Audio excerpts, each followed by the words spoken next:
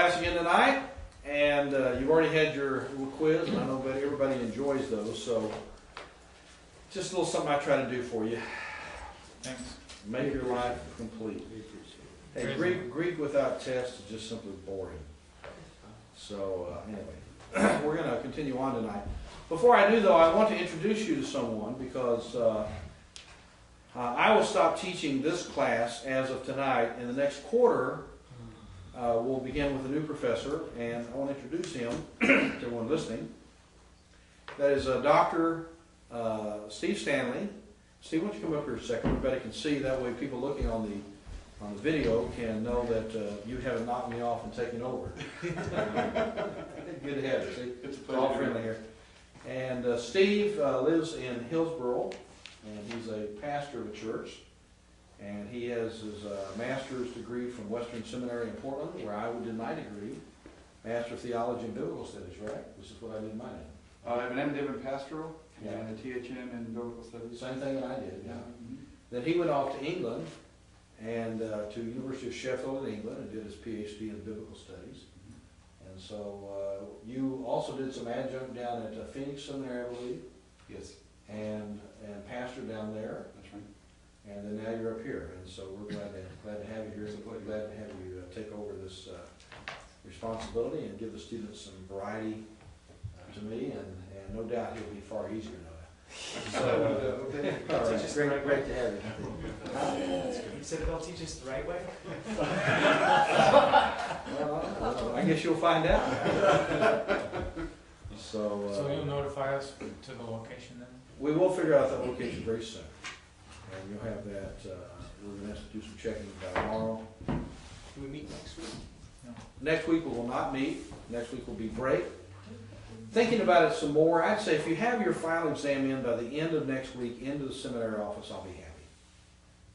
Okay, by the end of next week, because I'm gone all next week, so I won't be around here to grade them anyway. So by the end of next week into the seminary office, okay? I have a box in there, as you know, and just go in there and put it in there. Someone is in there every day, Monday through Thursday. No notes. No notes on the test. What? John, Who's asking I the wasn't test? here. I wasn't here when you talked about the test. What test? The final exam. Okay. The final is a closed book exam, and you just need to study everything you possibly can before you come. Know your vocabulary, know your tenses, your endings of your nouns, endings of your verbs, prepositions and what they go with. You know, it's that kind of thing. Just go through it and know your stuff before you take it. Open it up and take it. I can tell you what it's made of. It's made of some English to Greek sentences that you've got to figure out. It's made of some Greek to English sentences that you've got to figure out. It's got some asking you forms, verbal forms, noun forms, and such like, such new kind of forms that you have to know, you should know. And it has also a section of vocabulary that you have to not only say the words, but the parsing of it. Tell me what it is. That's what the test consists of. So, it's 3 pages. Just study until you're ready to take it. Open it up and take it. Now, I really would strongly encourage you not only to study, but also to follow a procedure that I've encouraged you to do the whole time. That is, don't just rush into a sentence. Figure out what's there. Figure out what is the verb. What is the noun, the subject? Is there a predicate? Are there descriptive genitives? Is there a dative? You know, figure out what's there. Is there a conjunction that separates clauses? You know, that kind of thing. Be careful. Just because you see a chi conjunction does not mean it's clauses. It could be the new usage we looked at, right? I've given you the concept called the assensive. The idea of also or even in a adverbial kind of sense. You know, be sure to pay attention to that. You see ude, men, dad, look at those kind of statements. You just, read through the book. We've been going through this the whole quarter. This is time to get it right. You've got the rest this week. You've got most of next week to actually take the exam and get it in. You need it in by Thursday. I just thought by the end of the afternoon. The reason why is because the seminary office is not open on Friday. So you'd have to find somebody there to actually get it in there. So let's say through Thursday afternoon you should have it in. Is it open? All right, any questions about that? As far as length, I don't know how much time it takes me to go through homework, which is, what, 7, at least 10 sentences. This is about the same amount of material? I've got 4 sentences in Greek and I think 4 sentences in English. I think that's what it is. Are we going to bring scratch paper? Or do we have? Yeah, sure, yeah, you bring a scratch paper. And I really would strongly suggest that you look at every word and say, okay, what is this word? Parse it. You know how, and if you want to make yourself a group, some of these things, where I encourage you to do these, I'd have a bunch of these made up, ready to go. So that when it's time to do the sentences, you go ahead and break down every word, write it in, figure out what it is, and then at the end of it, translate it. Once you've figured out what you got, then translate it. And you should be okay. Turn that work in with the test then? I don't care. I just, that's just for you. Okay? Any questions? It'll be a challenge. How much time do you have to take the exam? I'm sure that's on your question, in your mind. Not an unlimited amount of time. So, but I tell you what, I really don't mind you taking some time. So normally an exam like this, you know, you could probably do it in a couple of hours. But if you want to take more time, I don't mind. 3 hours is fine. Take 3 hours to do it, no problem. If you need a little more time, take it. The point of it is, just get it into me. I don't want you to take all day. If you want to take 3 hours, I don't care. If you want to take 3.5, I don't care. Just get it done. Some people will do it very fast, some take it slowly. I'm more concerned that you think about it and do it right than I am that you rush through it. So I'll give you a little flexibility on that, but you get it in by Thursday, okay? How will this weigh in with the rest of our assignments we've done, and quizzes and things? Oh.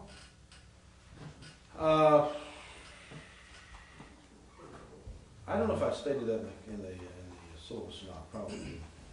But probably the exam will, doesn't say.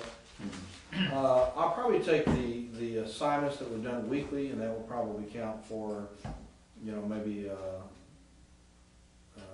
third or something like that, third or fourth, and probably take this exam, probably count another, you know, maybe another third or so, and then the quiz.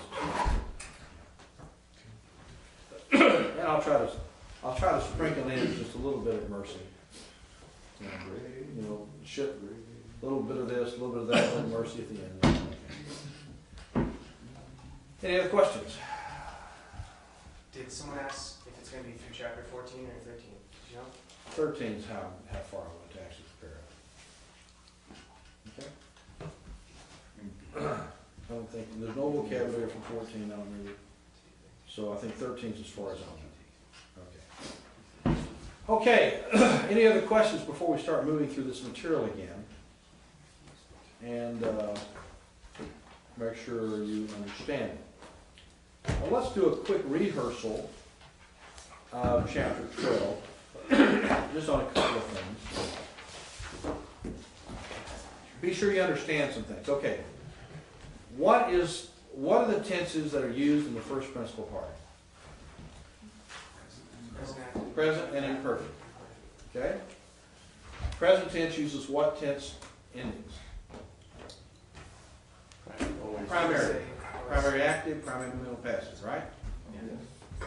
What tense endings does the imperfect of the first principal part use? Middle passive, those are not tense endings per se.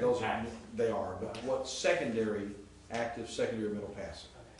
So your first principal part uses the primary and secondary endings. Primary for the present, secondary for the aorist. I mean for the imperfect, right? Second principal part is the principal part for what tense? Future. Uses a second principal part stem, and we talked about stems. Now luo we tend to use because it's so normal in the sense of, I don't know if you can even say that in Greek, but it's so normal in the sense of it follows a consistent stem throughout. So whether it be luo, luace, lua, luamen, luatet, lucy, which is the present active indicative, first, second, third, singular, plural, right? luamai, lue, luatai, luamathet, luesthet, luantai. Primary, active, middle, and passive endings, first, second, third, singular, plural. Imperfect, eluan, elue, what?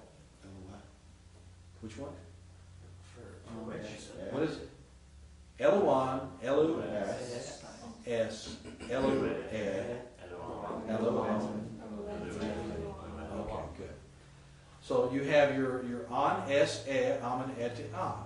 See, that's what your secondary active endings are. Amin, u, ata, amatha, esta, anta is your secondary passive. So it's elu, amen, elu, u, elu, eta, elu, amatha, elu, esta, elu, anta. Good, see. Secondary, see. Now, future. What happens in the future to know whether it's a future or a present? How do you know the difference? Your tense suffix, the sigma, correct? What if your tense suffix runs into a consonant sometimes? What happens? It contracts, right, to form. So if you have forms like kappa, gamma, and chi, remember that, the sound, your guttural sounds, he calls it something different than a guttural in this book. Palatal. Mm-hmm. And palatal, kappa, gamma, chi. But you'll notice if you hold your throat, you'll hear the vibration in your throat as you go. Kappa, kappa, gamma, chi. See the sound here? That's why they call it a guttural. It's right back here. You can feel it. Kappa. I can feel it. On the other hand, a tau delta theta, I can feel up here. If I pay close attention, this tongue is playing with the teeth to make that sound. Tau, delta, theta. And the theta becomes most pronounced, doesn't it? See? To get the theta, I've got to stick this tongue out. It's hard to say theta with your tongue inside. It runs right on top of the teeth. Theta, see? Theta. Tau, delta, theta. And then the same thing when you get your what are called the labials, which are the explosive sounds. Pi, beta, phi. See? And so you're playing with the labial, as they call it. Now, when you run into these things, certain things happen. When you have a pi and a beta and a phi at the end of the stem of a second principal part verb, you would normally add a sigma to it to indicate that it is in fact future. But what happens? The pi, the beta, the phi becomes a psi.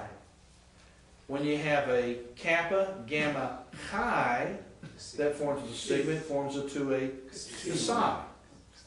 And then when you have a tau, delta, theta, it drops out of the stem before sigma. Okay? You got to know that. It's not something optional. You just got to know it. And if you know that, though, when you see words, all of a sudden you think, oh, I know what that is, because I can see the sigma there.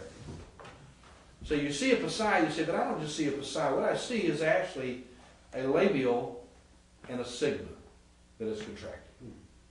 Is that, you understand what I'm saying? Mm-hmm.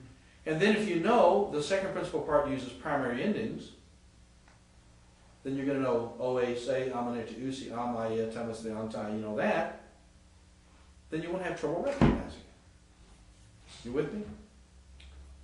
You just know it and you won't have, I'm more concerned about you recognizing the verbs when you read than I am you memorizing 150, 200 forms.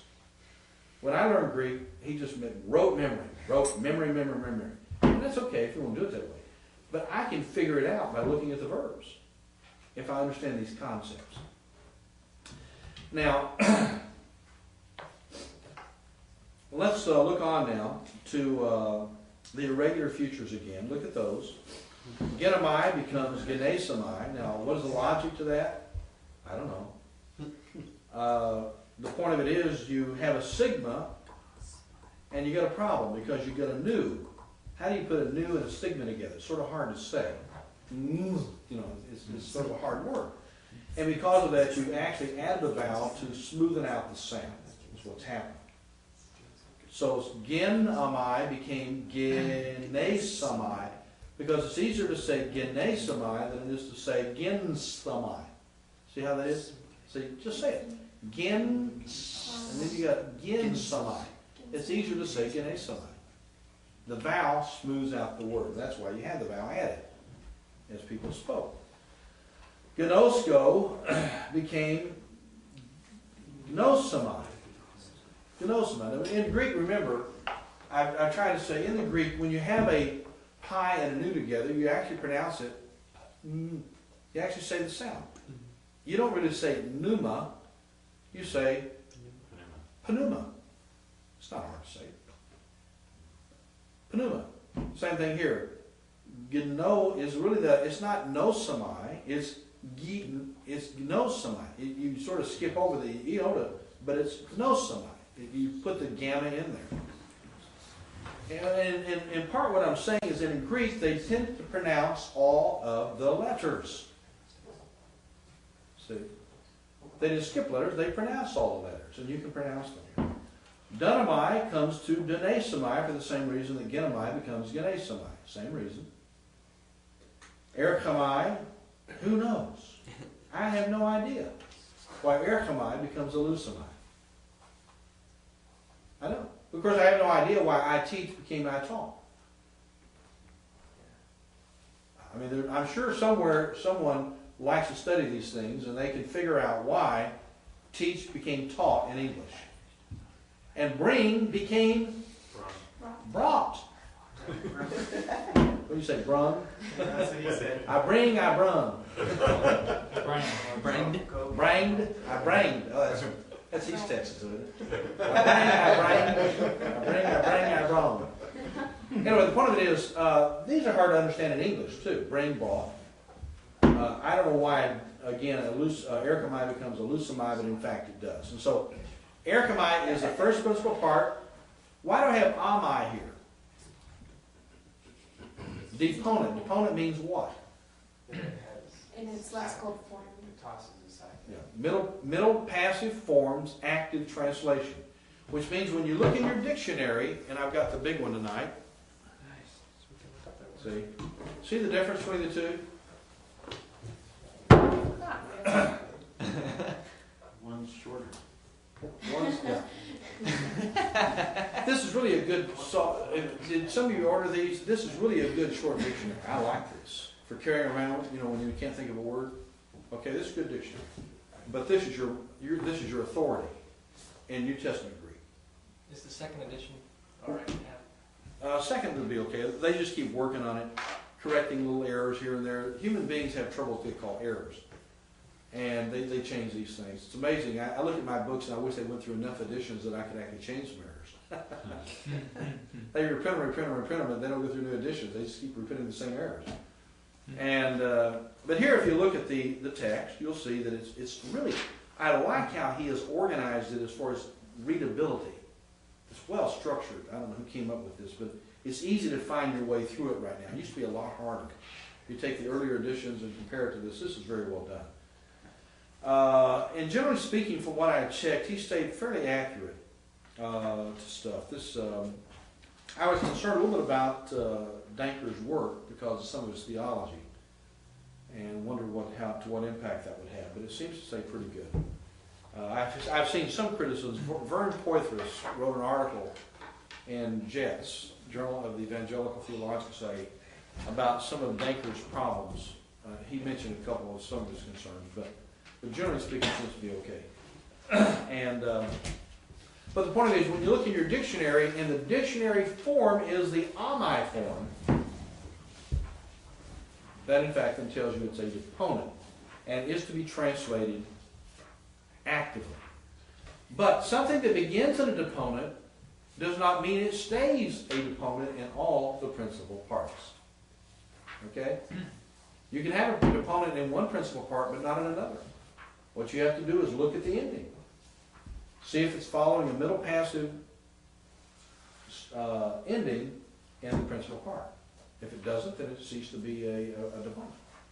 Or you can start a non-deponent and end with a deponent. I mean, it can vary in the principal parts. You just need to be aware of Again, some of these words here, esteo, how do you get that to fago? I have no idea. Eurisco to Eurasco, that's pretty simple. Echo to exo, that shouldn't be too hard to figure out. Except that becomes hexo instead of exo. Adds a rough reading mark in the future. What we're looking at is first principal part and second principal parts here, right? All right. So even though it ends with amai, it's not a middle passive, it's actually. It's not a middle passive. It's a middle passive form, but it's an active in meaning. Well, look at here. Here's a good example. Look at estheo and phagami. You notice something there? Anybody see anything that you can inform me of? Changes. Yeah. Well, the omega form is an active form. Phagami is a deponent. Active, first principal part. Second principal part turns into a deponent. Look on down to lambano. Lambano, first principal part. Langsami, second principal part. You with me? And again, I don't know how Pharaoh gets to oiso. I have no idea. So, I'm sure there's some history to it and we can find it out, but I have no interest in pursuing it. Okay, now, what did I give you in the ones that you worked on chapter 12? Odds. Odd, right? So let's just take some time. We're running a little bit short on time tonight because of some problems that we had with the technical difficulties. Power. So I'm going to do this a little differently, I think. We'll just do that. You don't have to read it in Greek tonight. I normally would ask you to read it in Greek first and then to translate it, but we'll bypass a reading in Greek tonight only. And we will move to translation, and I'm not sure whether I'll have you the parsing thing depending on how well you do. We did even? Odd. Okay, number odd. Let's do Adam first.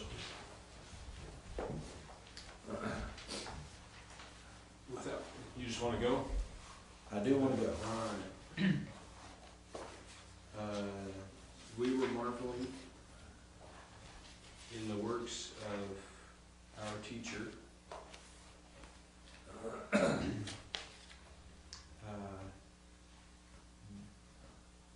But you yourselves will marvel in that day.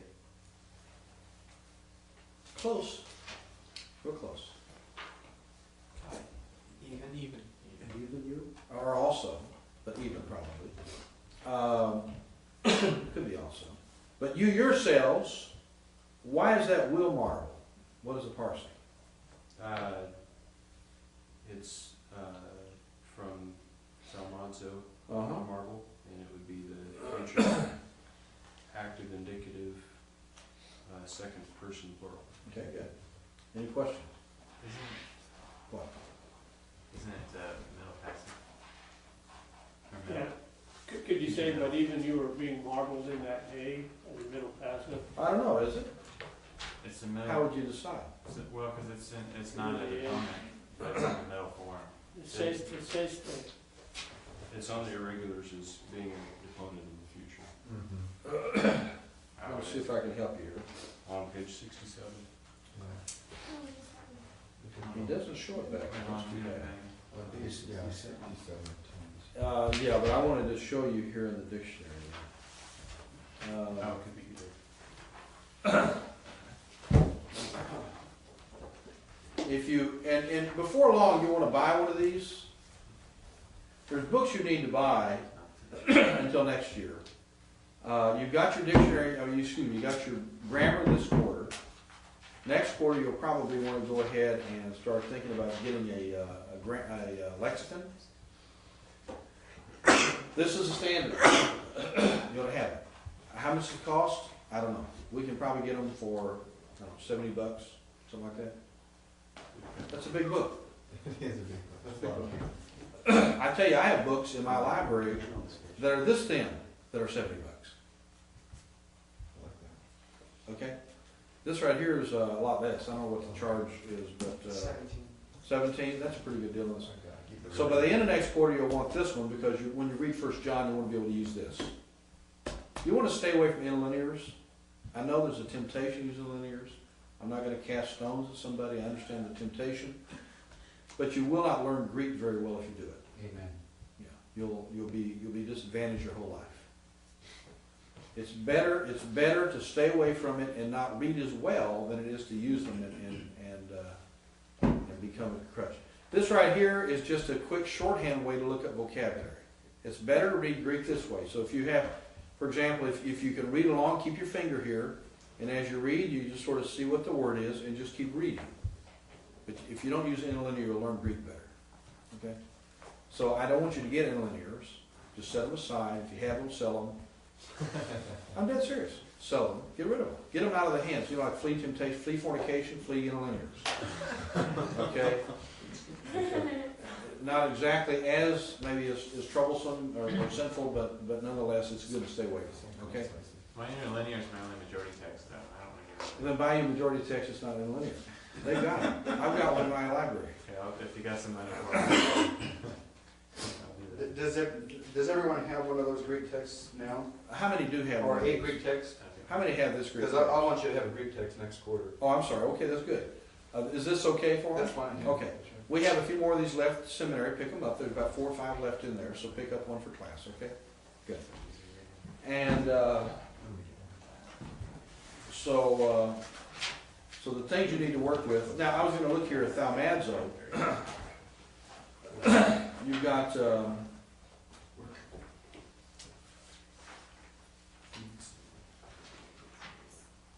now, if you look here in the Greek, I just want to show you how a lexicon is used here. Notice it says thaumazo. See the previous entry and 3 next entries, and they mention some things. The imperfect is el thaumadzon. They give you the form. The future is thaumassamai, although they do have thaumasso in the Septuagint and the Songs of Solomon, not Song of Solomon. They give you the aorist form as el thaumassa and the future. So they actually give you some of the principal parts here in the lexicon. That makes it helpful. Okay, that's one of the values of the lexicon. Okay, now, so that's a good translation. Number 3. Science. Number 3, the children are praying on behalf of their sister, but they are not believing in the Lord, and the gods of the stone were not answering. And gods of stone, yeah. Gods of stone. Now, okay, let's look at what is proskuantai? Right? Would be What's that from? yeah, from Okay, which means it's a deponent. Right. Okay, so the children, That would be the third person plural, right? okay, good, yeah, present. So it's a present, deponent, third plural. Yep. Proskuamai. Now, one thing you notice here in Croy that I've mentioned to you before, keep paying attention. For some reason, he always gives neuter plural subjects with third person plural verbs. But you'll see in the New Testament a lot of neuter plural subjects with third person singular verbs. So just be aware of that, even though he can, for some reason, consistently shows third plurals, you in the New Testament will see third singulars. Not entirely, it's both, but you need to be aware that both are there. Okay, but they are not believing in the Lord, and gods of stone, they are not, what? Answering. It's are not answering. Or it was Are not answering. Yeah, sure. He said we're not answering. Did you say were or are? Because it's not were, it's not an imperfect. I agree completely. What would it be if it were imperfect? Okay. Yeah, you drop that omicron and add an epsilon. And of course you'd have an imperfect ending. All right, number 5. Joe? Number 5. The teacher is saying to the evil crowd, I am preaching to you the word of truth, but you are not receiving it. What? Say it again. You are not receiving it. You are not You receiving will not, it. I'm sorry, you will not receive You it. will not receive it, yes, future. And the auton refers back to, The word of truth. well, to word, doesn't refer to word of truth. It To refers word. To word, yeah. Right. So you could actually have that autain and be referring back to truth, as such. But you're right, it's to word. All right, number 7, Stacy? Behold, the hour of death, you will be knowing for yourselves that Oh, stop. What now? behold, the hour of death, Elucitai. you will know. Well, what is the elucitai? Elucimai is from what? Erchomai, which means to come or go. So this is a what?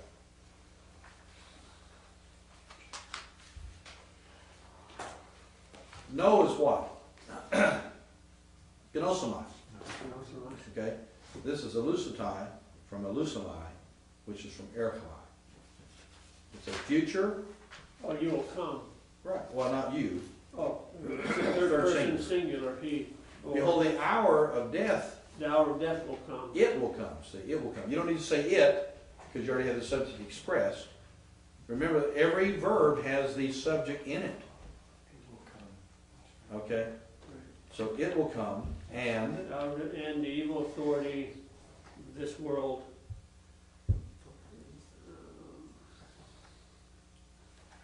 will know that God is the Lord. That God, He is the Lord. or God, you don't need to say he again, because, but we'll do with this in just a second. Let's go ahead. And the evil authorities, plural, of this world, what position is tutu there? It's a genitive masculine. Well, it is a predicate position, but hutas, that form, hutas, hate, tuta. This is tutu, like Bishop Tutu. Genitive Yeah, masculine. and remember you have, when it's used this way in a predicate position, it's attributive in sense. This world will know that what? Now here, what's the subject? Theos or hakurios? This is exactly equivalent to, by the way, John 1:1. Called the call will in Greek. God is the subject. No, God is a predicate. Because the definite articles with. The definite articles was your subject. Okay. The Lord is God. And when you have this kind of construction in Greek, you always have your predicate, an arthrus preceding your verb. Ernest Caldwell, University of Chicago, came up with a rule, and it's called Caldwell. Okay? Any questions on that? Well, just on your worksheet, when I have down here elucitai, and I put down the lexical form, Is ercon. Why is the us in? Huh? I don't know. What? Okay. Never mind. Elusimi here, the lexical form is erchomai. Yeah, we looked at that thing and it was. The lexical form is erchomai. The second principal part of the verb erchomai is in fact elusimi. So if you put elusimi, I understand what you're doing. You're giving me the second principal part form. I understand that. But the basic form for which you won't find, if you turn to your dictionary, I don't think. Sometimes they do give you hard forms in here, but they refer you back to the lexical form. So let's just look it up and see. Okay, elusimi.